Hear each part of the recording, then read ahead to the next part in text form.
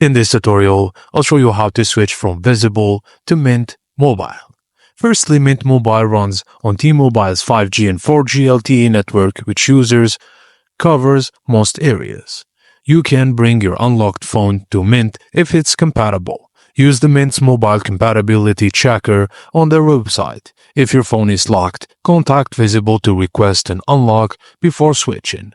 To transfer your number from Visible to Mint Mobile, you'll need billing zip code, account number, and port out PIN. Mint offers affordable prepaid plans with 5G, 15 GB, and 20 GB. Free calls and texts to Canada and Mexico. So, pick a SIM option from Physical SIM, eSIM, or check Mint's mobile eSIM compatibility before selecting the option. Finally, download the Mint mobile app or visit their activation page.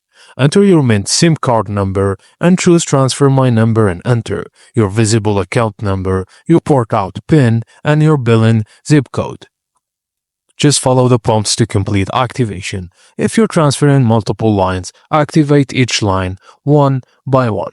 Now, restart your phone, make a test call, then log into Mint Mobile account to check your plan details. Thank you for watching, and please don't forget to like and subscribe for more.